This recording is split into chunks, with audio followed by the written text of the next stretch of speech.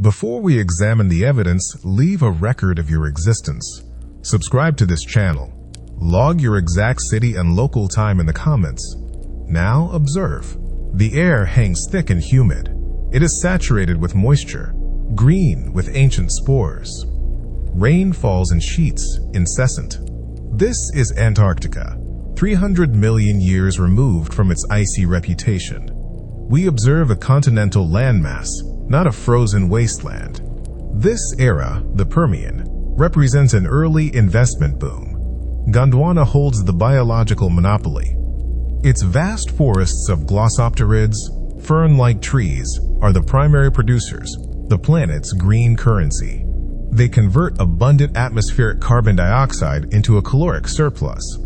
The evidence is clear: thick coal seams, fossilized wood, dense pollen deposits. These are the profit margins of a thriving biological enterprise. The early reptilian investors, synapsids, are diversifying their portfolios. Creatures like Glycerosaurus begin to dominate, efficient grazers thriving on this green bounty. Their fossilized remains, scattered across continents now distant, confirm a shared supermarket. But this apparent stability is an illusion. The market fundamentals are shifting. Geothermal forces are preparing to liquidate this massive landholding. Beneath the surface, the initial investment in continental fusion will soon unravel. The future balance sheet shows an impending split, a catastrophic division of assets. The climate will cool. The land will fragment. The current biological monopolies, built on this greenhouse foundation, face an unprecedented economic downturn. We are witnessing the calm before the ultimate asset sale. The sun burns through a humid haze. Its energy is relentless. Light filters through a dense canopy of ancient flora, a primeval green engine. The photosynthetic yield is astronomical. We are observing the bedrock of Gondwanan capital, solar energy. It is converted into biomass, a currency flowing through every trophic layer. The primary investors are the glossopterids, those fern-like giants. Their massive leaf structures, evident in countless fossil impressions, are optimized for maximum light capture. This is their core business model. They established a biological monopoly on energy production. The first-tier consumers, the early synapsids, act as the exchange. Creatures like Dinosaurs, with their specialized beaks for shearing vegetation, convert plant matter into caloric dividends. We find their skull fragments, their fossilized burrows. These indicate widespread exploitation of the abundant resources. It is an efficient, brutal market. The weak are liquidated. The strong thrive. Bone scar analysis shows interspecies competition for prime feeding territories. But even a greenhouse economy faces market volatility. The supercontinent shifts. Seasonal variations, while buffered, still exert pressure. The immense heat, the constant moisture, breed rapid decomposition. Resources are plentiful, but finite. The growth cycle is robust. Yet, this high-yield environment masks inherent vulnerabilities. The system is robust now, but its reliance on stable conditions makes it brittle. Geological forces churn below, preparing for the next, inevitable market correction. The current equilibrium is temporary. Rivers snake sluggishly through dense lowland swamps. The water table is high. Constant evaporation forms thick clouds, which then unleash torrents. The air is heavy, wet. This ancient Antarctic landscape is defined by its liquid assets. Water is the primary currency. Its abundance fuels the vast biological engine of the Permian. The glossopterous forests, those green giants, are expert hydrological arbitragers. Their root systems, deep and expansive, tap into the ceaseless flow, distributing this wealth throughout their immense biomass. Fossilized root structures, visible in the paleosols, confirm this deep investment in water access. The market has a clear hierarchy. Amphibians and early reptilian forms, the mesosaurs for example, hold a unique monopoly on the freshwater niches.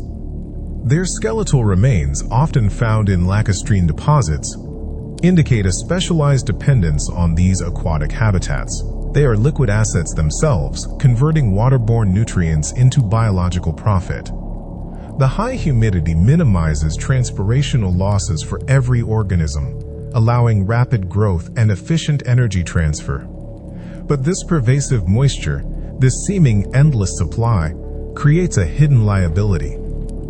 Organisms have adapted to an environment where water access is guaranteed. They have not diversified their strategies for scarcity. The planet's tectonic plates churn. Continents drift. This current hydrological system, built on a unified landmass and a greenhouse climate, is approaching its expiration date. The shift will not be subtle. Water will become a contested resource. The ease of access, the omnipresent humidity will be stripped away. A grand liquidation of these water-dependent biological portfolios is inevitable. The current players are unprepared for the drought that is coming. A low growl vibrates through the humid air. The scent of ozone and something recently living hangs heavy. A shadow falls across the fern fronds. This is a predator. We are examining the apex investors of the Permian, the vertebrate conglomerates. The Gorgonopsians, with their saber-like canines, held the biological monopoly at the top of the food chain. Their robust skeletal structures, evident in fossilized remains, speak of immense power. Their primary currency is the protein harvested from the abundant herbivore market. The cast is simple. The Gorgonopsians are the enforcers. They consolidate caloric wealth.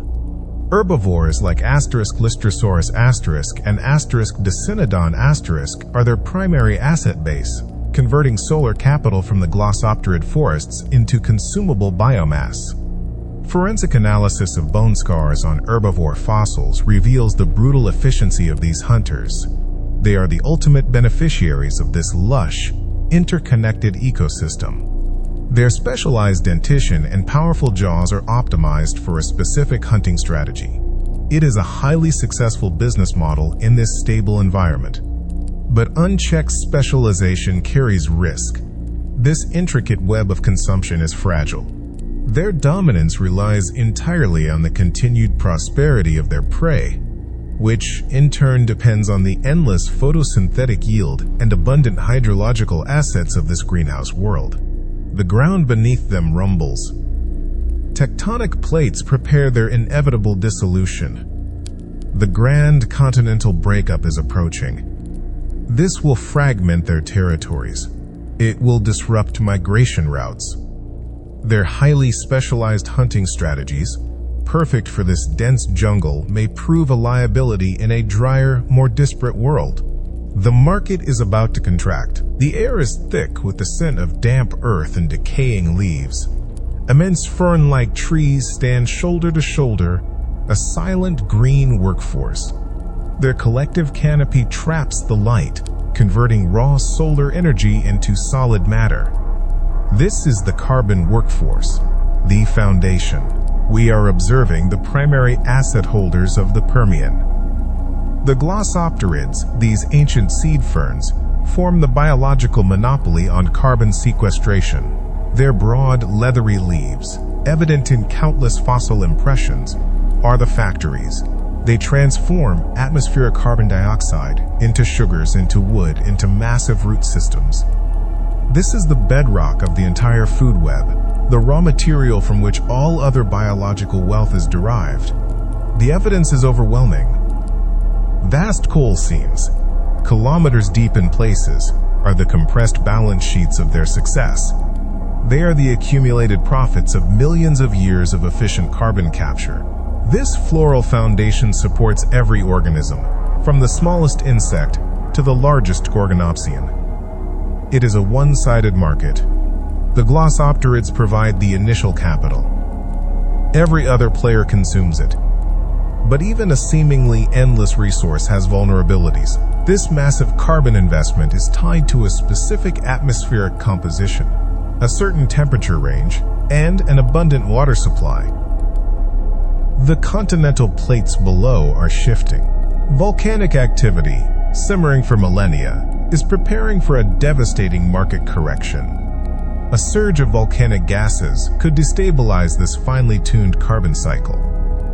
The very success of this flora, its immense biomass, makes it a prime target for systemic shock.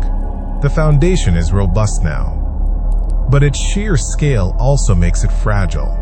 The system is set for an audit it cannot withstand. The Earth groans, a low, tectonic rumble beneath ancient roots, cracks spiderweb deep into the crust.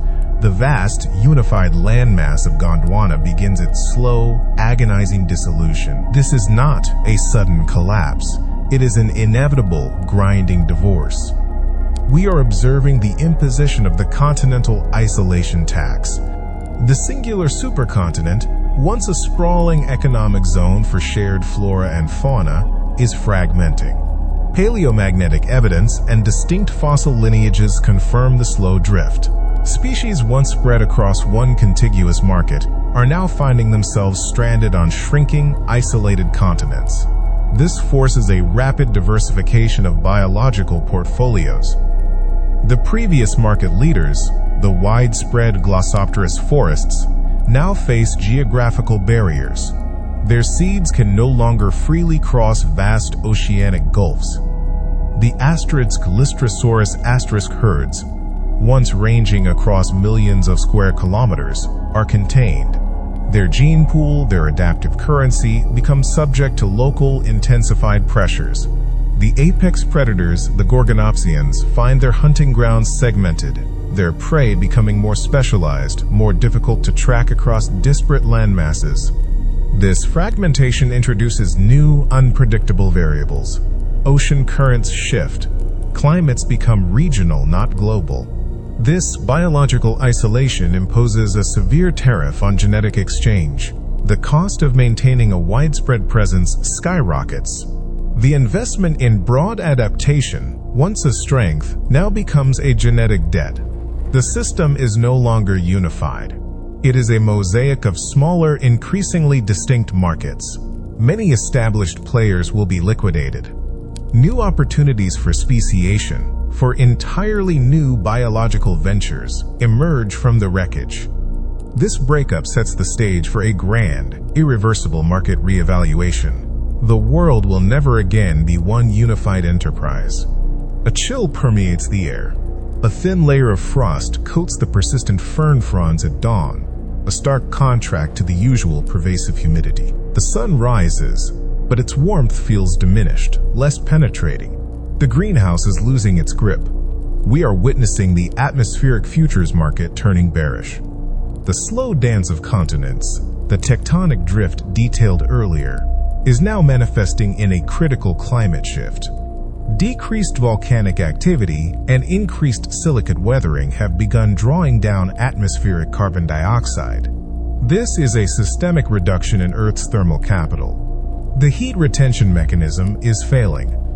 The current cast of biological players, optimized for warmth and high CO2, now face an existential audit.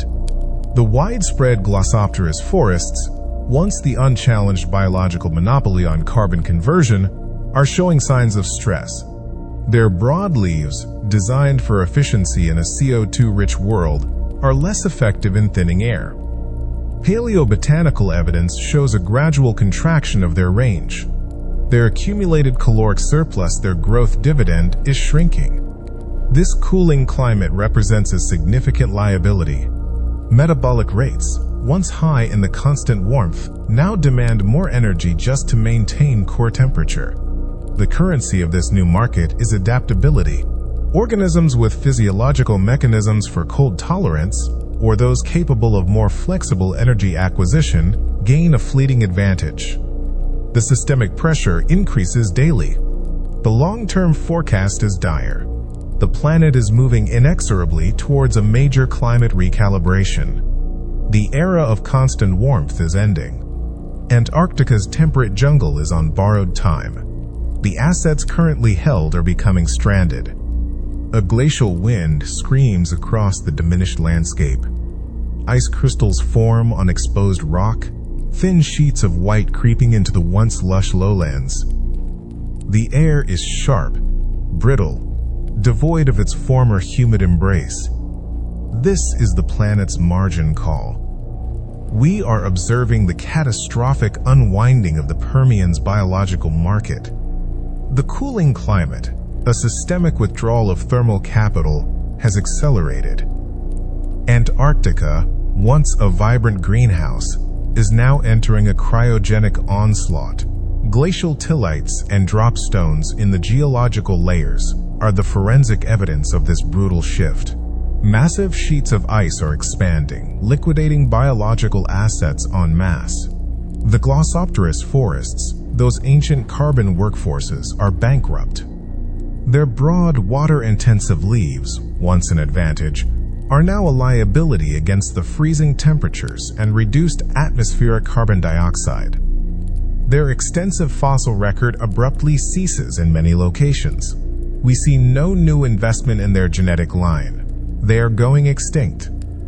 The once dominant herbivores, like Asterix Lystrosaurus, find their food supply dwindling, their habitat shrinking under the advancing ice. The entire food web built upon this temperate foundation is collapsing. The apex predators, the Gorgonopsians, face a starvation event as their prey populations plummet. Their specialized hunting strategies, honed for dense jungle, are worthless on a barren, frozen plain. The systemic shock is too great. Most established species lack the physiological adaptations for this sudden, brutal freeze. Their genetic portfolios are not diversified for winter. They fail. They are liquidated.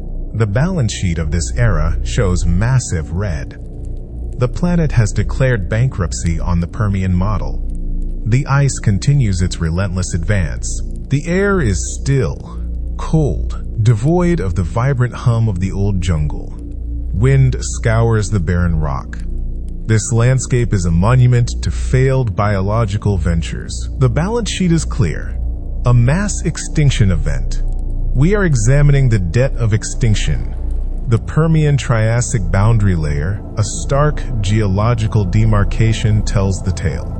Isotopic anomalies show a catastrophic collapse in primary productivity.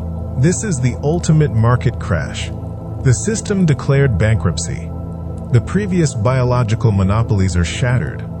The glossopterous forests, once the planet's carbon workforce, are gone. Their entire economic model, reliant on a warm, humid, high CO2 atmosphere, proved unsustainable. Their fossil record ends abruptly, a sudden cessation of dividends. We find no trace of recovery. The apex predators, the Gorgonopsians, followed suit. Their specialized portfolios, invested entirely in the abundant herbivore market, dissolved when their food source evaporated. We find scattered, isolated remains. They represent a complete liquidation of assets. No new investments in their genetic line were viable. The currency of adaptation was scarce. The cost of physiological adjustments to extreme cold, to radically altered food webs, was too high for most. Survival demanded a different kind of enterprise. Small generalist opportunists, capable of rapid diversification, inherited the wreckage. They paid the genetic debt.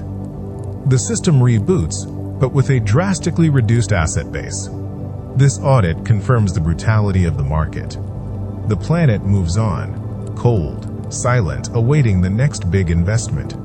A blinding white expanse. The wind howls, a constant, cutting force. Beneath kilometers of ice, the frozen ledger lies buried. This is the Antarctic of today, a final balance sheet. We stand at the culmination of a 300 million year audit. The Permian greenhouse, its abundant flora, its specialized fauna, all liquidated. The continental drift continued its relentless reordering. Antarctica rotated southward. Its once temperate position shifted. The planet's climate continued its cooling trend. Ice sheets formed, glaciers grew, atmospheric carbon dioxide levels plummeted. This was no mere market correction, it was a complete systemic overhaul. The subglacial landscapes, revealed by seismic scans and radar data, show a ghost of a world. Ancient riverbeds, carved into bedrock. Faint mountain ranges, worn smooth. These are the forensic imprints of a lost jungle, buried beneath 2,000 meters of ice.